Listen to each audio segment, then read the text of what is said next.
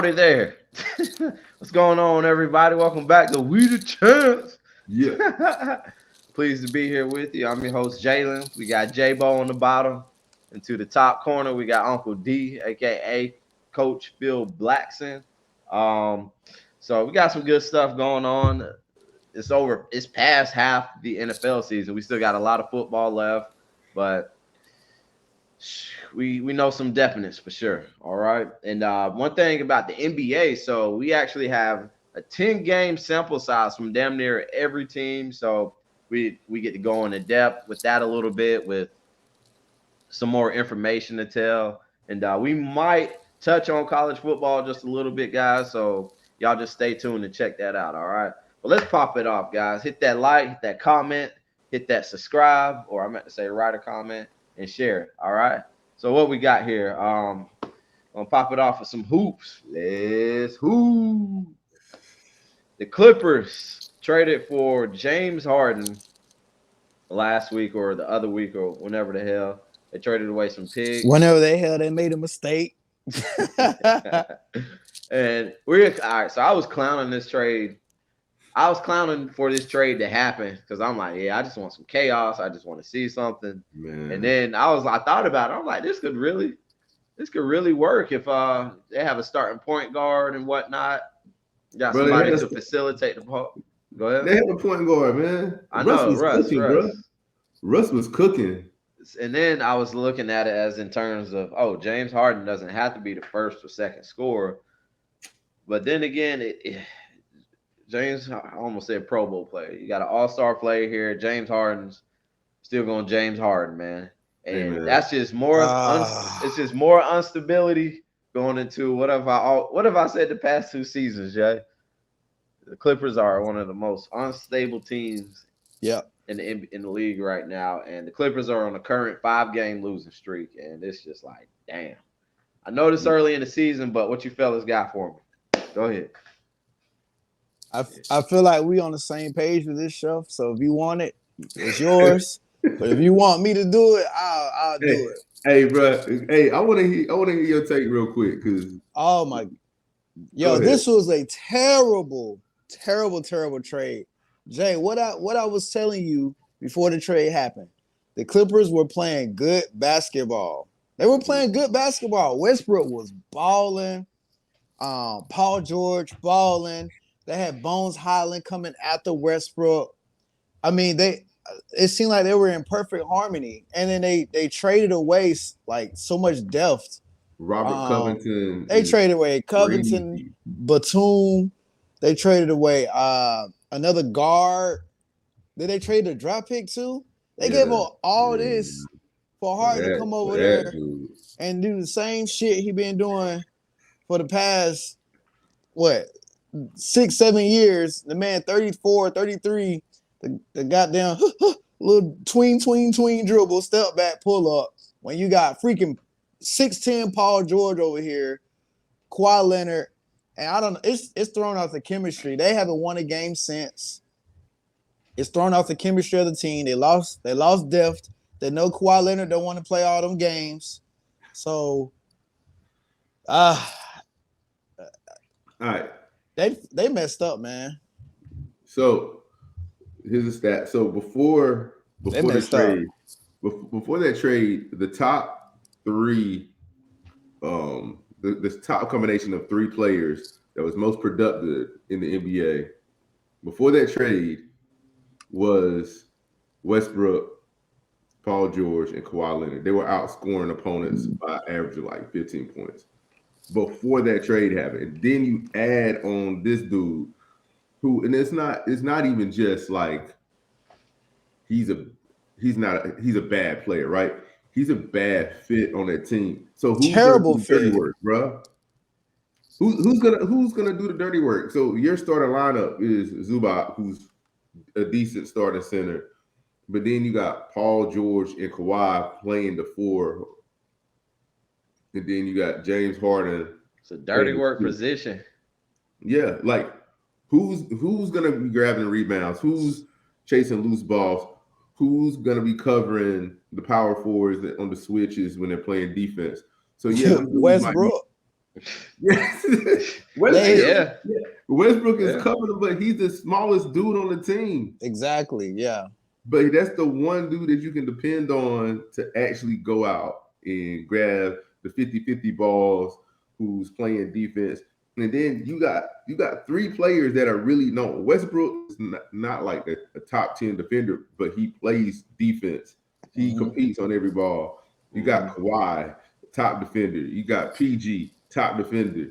You got Zubac that can block shots and grab rebounds. And then you got James Harden. That's all I'm saying. I mean, one of those dudes got to come off the bench. Somebody's got to come off the bench.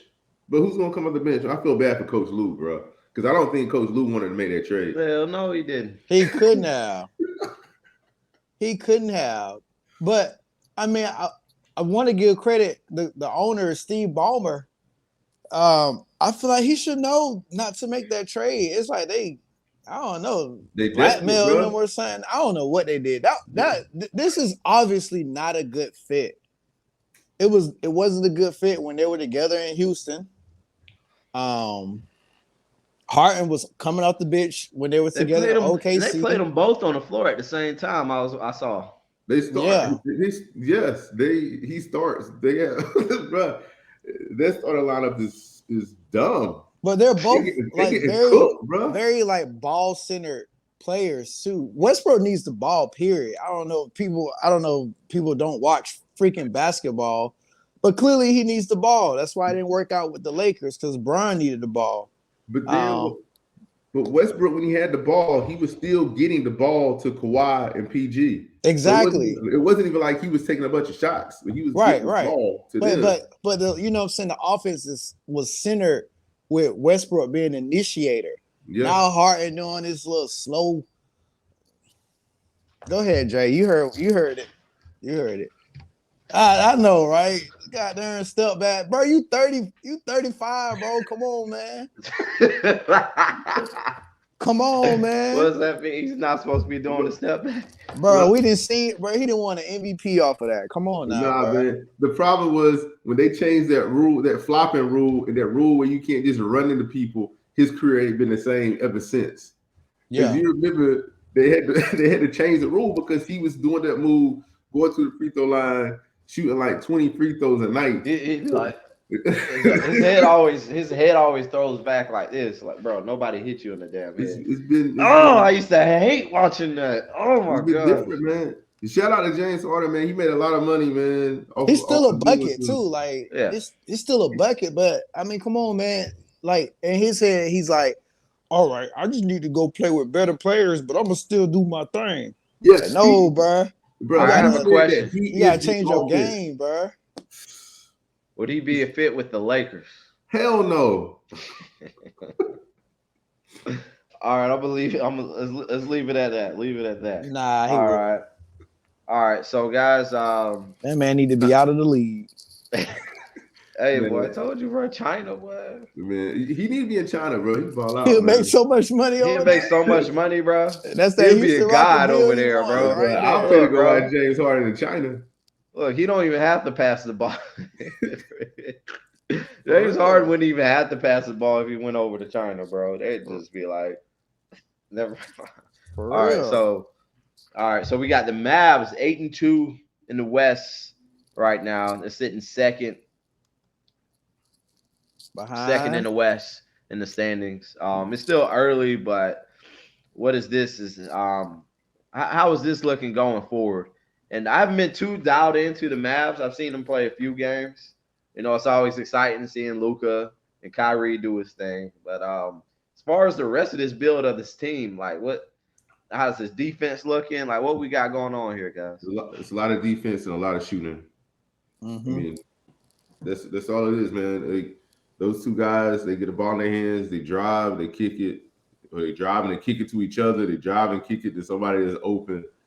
And they got a lot of people that can run on the wings. They got big men that can run and shoot the way they should have been built, man. So, I mean, shout out to them for revamping their team. Luka is scoring right now, too. So, did they add any wings to this roster? in They the got offseason that you know of? They added Grant Williams. Grant Williams has been a great shooter for them. People keep leaving him open. Grant Williams. Yes, I remember watching that in the preseason. I'm like, yo, I like Grant Williams right there because I remember he was clapping threes for the Celtics. Yeah, he and was. I remember it was one stat. He was like at one point he was like one of the top 3-point shooters in the league. Yeah. Mm-hmm. So they added Grant Williams. They moved Tim Hardaway to the bench. They added some big guards like Dante Exum. And how big is Grant Williams? 6'6", 6'7". He plays decent defense. He's big body. Yeah, big body. Plays a lot of defense. Okay, nice. He played hard defense. I ain't gonna say he the most athletic guy, but I mean, but he box out. He box out and compete, man. Yeah, you got the body coming off dirty. He'll dirty work. Yeah. Yeah, there we go. That's what we need. But one of their biggest additions is the rookie that they drafted. I forgot his name. Very athletic guy who he's doing dirty work for the Mavericks. Yo, they were calling him Tyson Chandler Jr. You know what I'm talking about, right? Yeah, it's for real. Like the way he blocks shots, runs the floor, catches lobs. Yeah, all right. I seen him out there too. I can't think of his name. Derek Lively. Yeah. Derek Lively. Lively, 7'1". Oh man. This dude, I mean, even Luka gave him praise just for how hard he plays and how much of the dirty work he's doing for this team. I mean, Tyson Chandler Jr., bro. Like this Dallas won with a player like that ran the floor, blocked shots, grabbed rebounds. That's all he's doing. They've been looking for that guy. I mean, they signed JaVale McGee a couple of years ago, but you know his motor runs low. So now they got a shot blocker, what they call them, one of those alley-oop finishers. Yeah, rim guys, rim runners. Mm-hmm. And then Kyrie, man, shout out to Kyrie, like really just fitting in his role. You know, like making sure that he's backing up. He's backing up Luka. Kyrie slid down. He's not shooting the ball crazy. He's not dominating the ball. He's averaging still 23 points a game. Like he's taking over the game when he needs to, but still deferring to Luka and letting Luka do his thing. So I mean, honestly, I'm surprised, man. I'm surprised how well Kyrie fit into that team. And it really showed a lot of growth. It showed that he's happy. He's happy being in Dallas, and he doesn't have to have the ball, and he's not being a distraction. So, I hope so, man. So, barring injury and the optimal for this team, like how far do you see their run possibly being? Do you see it like really getting the insight and looking at this? I mean, could they run all the way through the West? No. They can go to Western Conference Finals. Yes. Mm-hmm. Agreed. They can go all the way to the Western Conference Finals. I don't see their interior. Like it really depends on how Derek Lively develops, like throughout the season. Because they don't have the size compared to Denver. You know what I'm saying? This is the same problem that J Boat talks about Golden State running into. They don't have the size. So when you run into Denver and then you got the MVP in the middle, and then you got Aaron Gordon, who's still 6'8", 6'9", and jumping over everybody. You know, you got my man Michael Porter is 6'10", you know, at the small forward position. He's taller than anybody else that Dallas even has on their front line except for Derek Lively. So I mean, we'll see. I mean, but Luka could have one of those crazy playoffs where he just goes nuts. He will. It ain't even could. I hope so. He's that freaking good. Luka's that good. And what makes Dallas so dangerous is Luka putting 35, 40 points on your head, right? And then all of a sudden you swing it to Kyrie freaking Irving. And the defender on Kyrie is like, oh shit, this is Kyrie Irving. Kyrie pop, pop, pop. It's like, oh wow. I mean, we can see, man, Dallas gets in, they can have one of those historic playoff runs between Luka Luka and Kyrie. Same Mhm. thing that Cleveland did when Cleveland ran to the finals, but we'll see. They This still need quarter. some couple more pieces before we can put them in a finals. I mean, But Tim Hardaway Jr. is actually balling out coming off the bench, man. He changed yeah, his role. He's playing good, shooting better than before. he got the green light finally. Yeah, All right. he Yeah, can just come on the floor and just shoot. All right. Sweet. Hey, man, Sweet. you know what matchups So, tonight, though? You know what game is tonight? who's that? Wemby and Chet. Oh, that's tonight. oh, That's tonight in the tournament, in-season tournament. Oh, nice. it's a Nice. tournament game tonight. Yeah, it's tournament Tuesday night. All the games are tournament games tonight. Really? So Okay. Tuesdays and It's Fridays. Tuesdays and Fridays. So yeah, they got Boom. San Antonio. That confirms even more of my theory of they just trying to make games more competitive. I mean, Tuesday Oh, night tournament game. Like, yeah, come on. they are. Yeah, I That's was actually speaking to cover story on ESPN, man. Like Luca, and not Luca, but Wemby and Chet.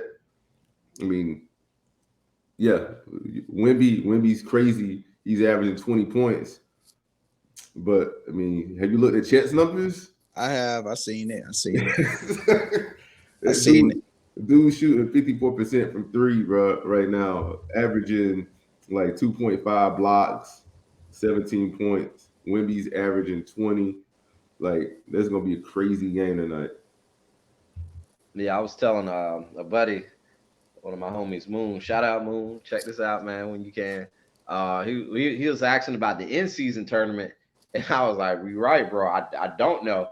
And the question he kept asking was the question. I was like, I understand. Like, what's at stake? There's not much at stake. They're just trying to, really they're putting energy into these regular season games Yeah, to make it into something. It's like, all right, bro, this Facts. is you know, there's a trophy here. Like, we're not gonna we just about to not try to get it. You know what I'm saying? So, but he did have a solid point. If they do this in season tournament and there's some kind of award or advantage going into the postseason, or maybe even some kind of advantage going into the off season, I feel like that would be a really good incentive for the players to even to ball hard. I mean, I think it's doing a good enough job right now, but you always want to improve on that, or it's doing a decent job right now, but you and want to then improve on that.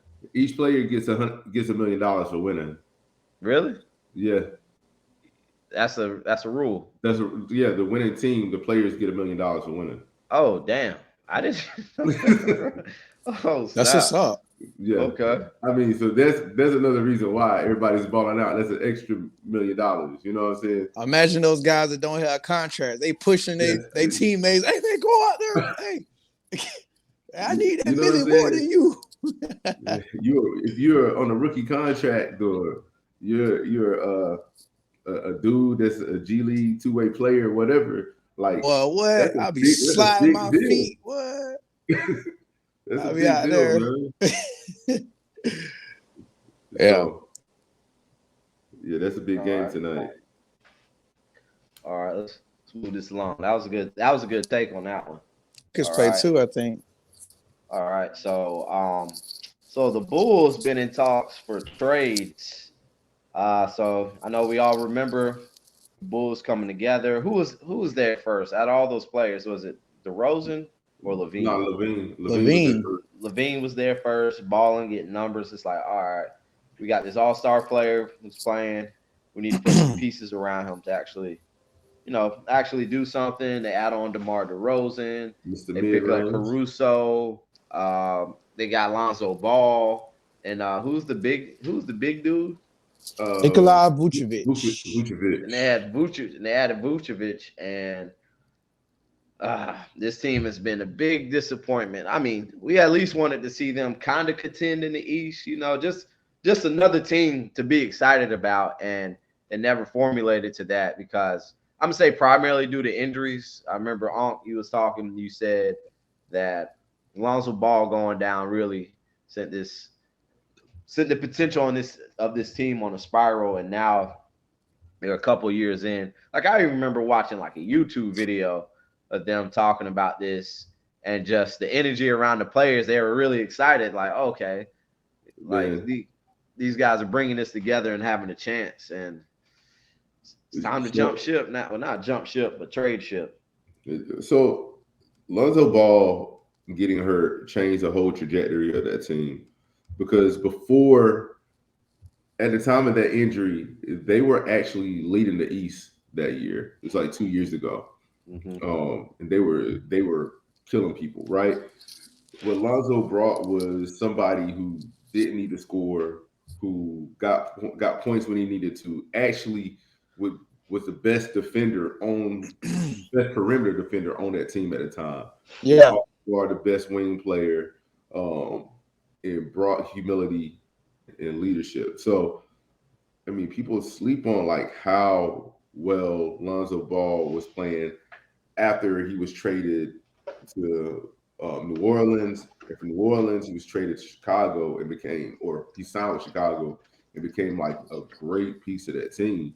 So um, those pieces don't really fit at this time. So Bulls might as well blow it up, man, and see because what else you're gonna do? You're gonna stay in purgatory because you're not beating Milwaukee and you're not even coming close to the Celtics.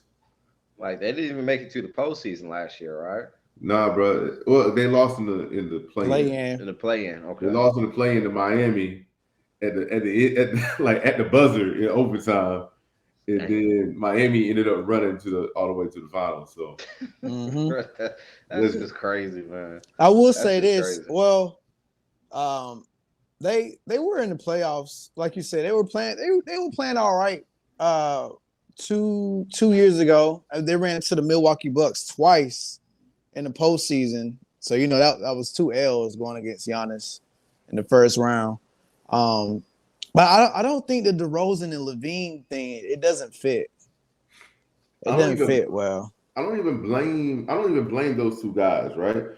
I don't blame DeRozan because DeRozan's been clutch. DeRozan's a professional, but he should not. Neither one of those guys should be the number one option on the team. Levine? I don't think Levine should be the number one option on the team. Like, when has Zach Levine been a number one option on the team and they actually won some games? Oh, never.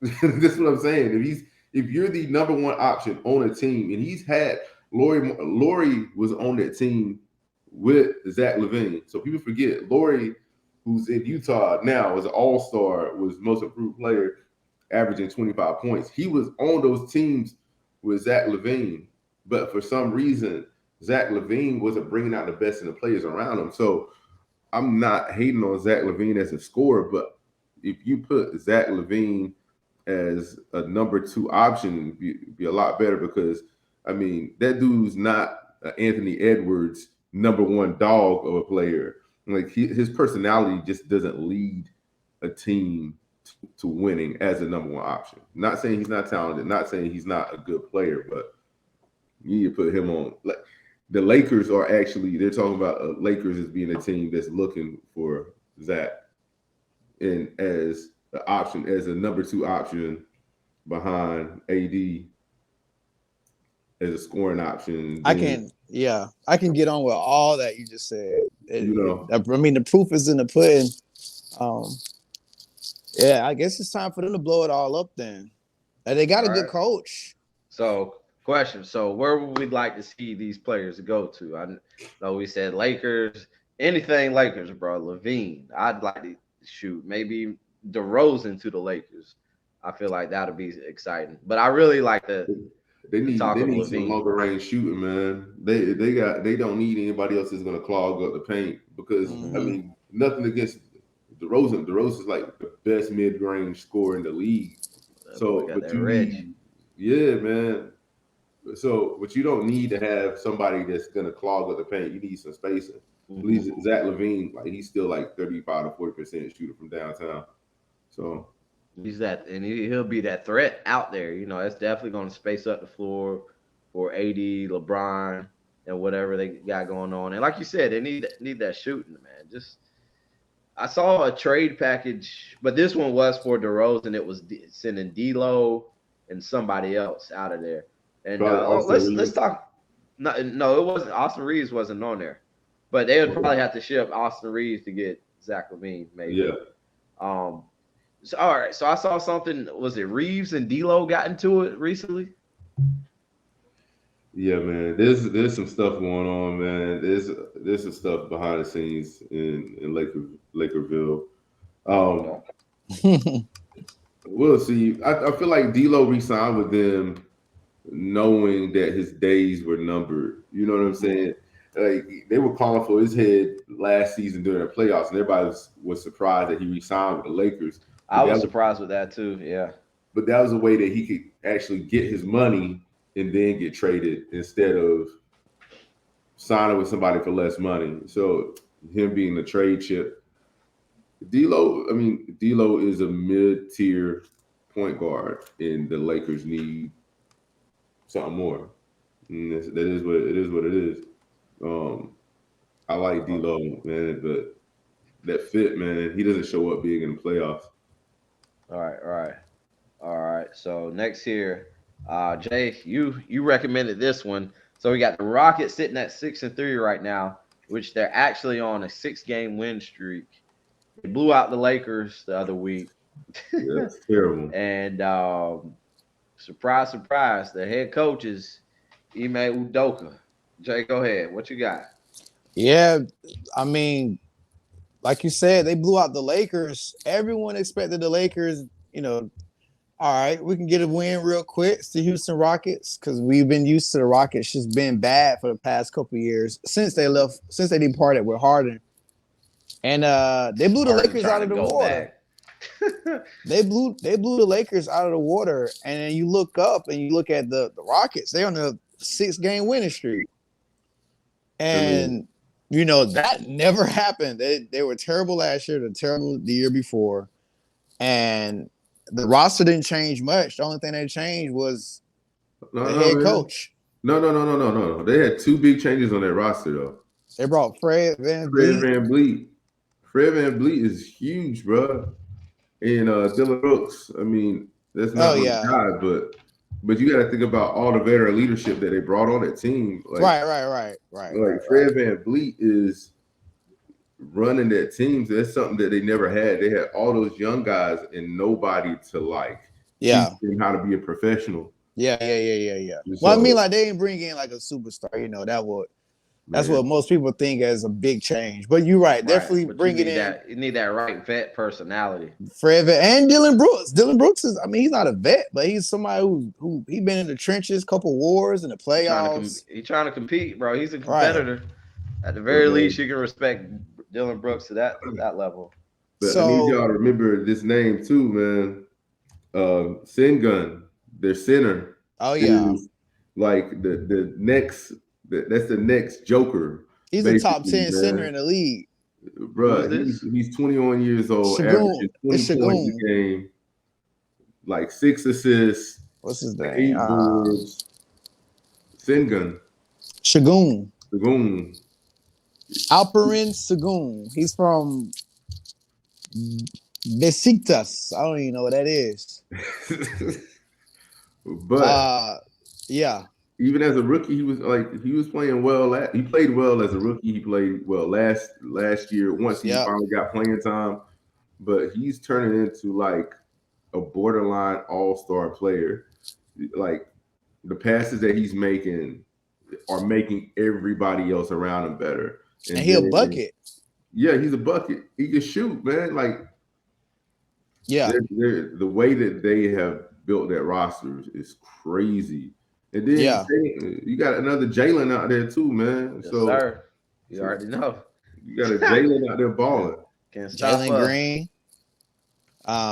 They drafted one of the rookie twins, Amen Thompson, great defender. Yeah, the Thompson twins they're already talking about those dudes are already all defensive players in the league right now. So the Rockets, they doing the darn thing, man. They doing the darn thing. Jabari Smith Jr. Yes, balling out, having a good year. Man, they drafted Cam Whitmore, like the steal of the draft. Like, yeah. Shout out to the Houston Rockets, man. Keep my eye on them. The See if best they're thing they good did was not basketball now. re-signing James Harden. Hey, bro, he made Dokos, bro. Like, bro, I'm quitting if y'all do this. It's like, I don't give a damn. Do not do this. That's what Ty What Lue should have said. what'd you say? James Harden gonna say? I demand the ball. I demand the ball. Give me the ball. I demand the ball. That man want the ball, and they just signed Van Vliet all this money. You got Jalen Green over here. Come on now, James. Come on, bro. Ain't no room for you, bro. Okay. No, he want to dance. All right. That's some good talk, guy. He's like, boy, I'm gonna do what the hell I want. Come on now. All right, fellas. That wraps it up for the NBA segment. Good stuff. Any last words on some hoops? Nah, man. Oh, yo, crazy thing, man. We'll see how it is. Mal Bridges' first game back should be Friday night against the Bucks. He's got a lot of stuff going on, but man, Steve Clifford said he don't give a what. He said he's gonna get playing time and he's ready to go. So we'll see how that affects. That's love. See what I can swing if I can make it to that game. Hopefully. All right. All right, go with a bulletproof vest though. Right.